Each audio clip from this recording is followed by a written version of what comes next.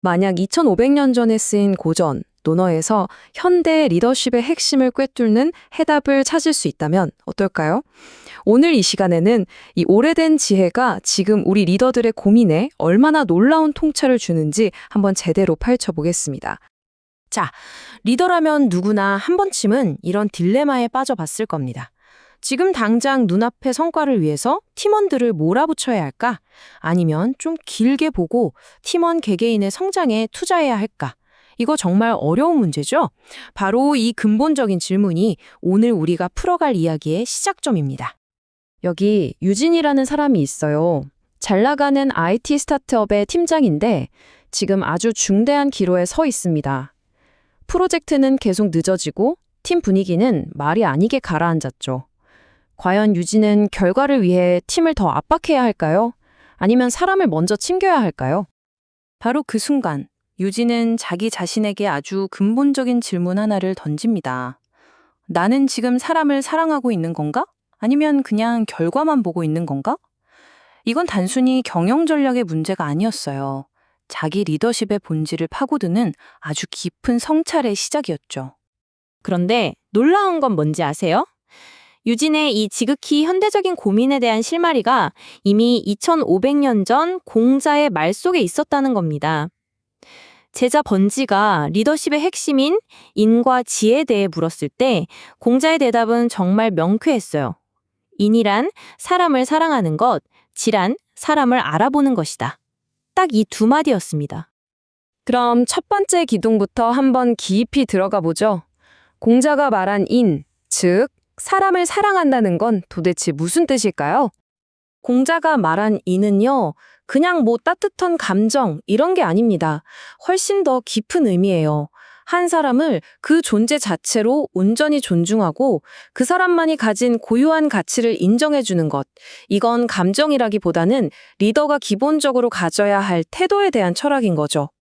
이 개념이 좀 어렵게 느껴진다면 서양 철학의 거장 칸트의 이 말을 떠올리면 쉬워요. 인간을 수단이 아니라 목적으로 대하라.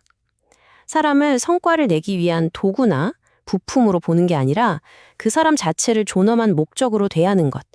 이게 바로 공자가 말한 인의 정신과 정확하게 일치하는 겁니다. 하지만 이렇게 존중하는 마음만 있다고 해서 리더십이 완성되는 건 아닙니다. 여기에 반드시 두 번째 기둥이 더해져야 해요.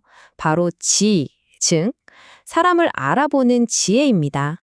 여기서 말하는 지는요, 단순한 지식을 뜻하는 게 아니에요. 사람의 잠재력, 그 사람의 본질을 꿰뚫어보고 이 사람에게는 이 역할이 가장 잘 맞겠다 하고 분별해내는 실용적인 지혜. 다시 말해 날카로운 판단력을 의미합니다. 모든 리더에게 정말 필수적인 능력이겠죠? 공자는 이 판단력이 조직에 얼마나 큰 영향을 미치는지 아주 강력한 비유로 설명합니다. 고든 사람, 그러니까 올바른 인재를 발탁해서 영향력 있는 자리에 앉히면 그 사람의 좋은 기운이 조직 전체로 퍼져나가서 굽어있던 부분까지도 곧게 펴진다는 거예요. 리더 한 사람의 올바른 용인술이 조직 전체의 문화를 바꿀 수 있다는 거죠. 이 고대의 지혜는 사실 아주 명확한 3단계 리더십 전략으로 정리될 수 있습니다. 첫째, 능력과 인품을 갖춘 인재를 알아본다. 둘째, 그 사람을 영향력 있는 자리에 앉힌다. 셋째, 그러면 그 선한 영향력이 조직 전체를 올바른 방향으로 이끌게 된다.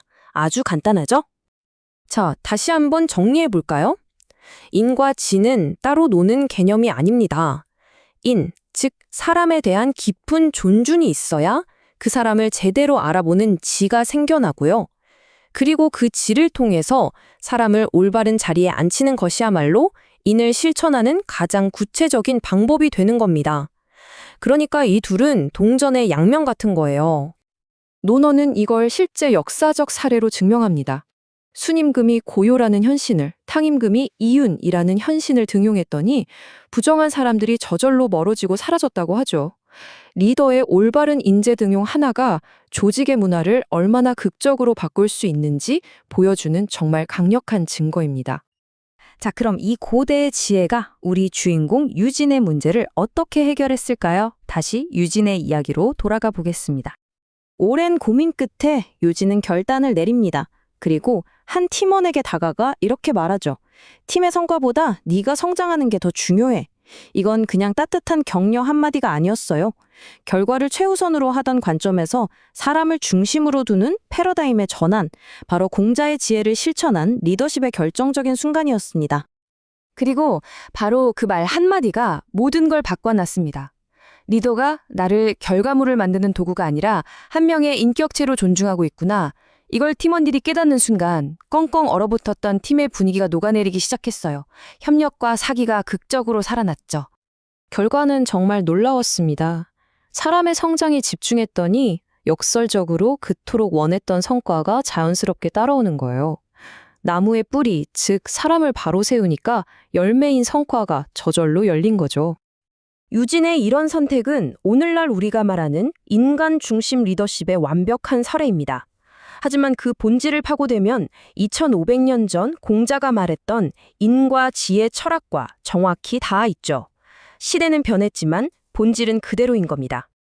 그렇다면 이 모든 이야기들을 여러분의 리더십을 위한 내비게이션으로 어떻게 활용할 수 있을까요?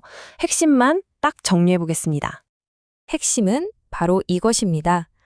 사람을 사랑하는 마음이 인이고 사람을 알아보는 눈이 지입니다. 위대한 리더십은 이 두 가지, 즉 따뜻한 마음과 현명한 눈을 모두 갖추는 데서 시작됩니다. 그리고 이 둘은 절대로 분리될 수 없는 하나입니다. 이 철학이야말로 시대를 초월하는 리더십 내비게이션이라고 할 수 있습니다. 여러분의 조직이 어떤 길을 가든 어떤 도전에 부딪히든 그 중심에 사람을 둔다면 결코 길을 잃지 않을 겁니다. 그게 가장 단단하고 건강한 조직을 만드는 유일한 길이니까요. 오늘 내용은 이 한 문장으로 마무리하고 싶습니다. 사랑으로 통찰하고 통찰로 사랑하라. 사람을 향한 따뜻한 마음을 현명한 판단력으로 구체화하고 그 판단력의 근본에는 다시 사람에 대한 깊은 애정을 두는 것. 이 완벽한 균형이야말로 우리 모두가 추구해야 할 진정한 리더십의 모습이 아닐까요?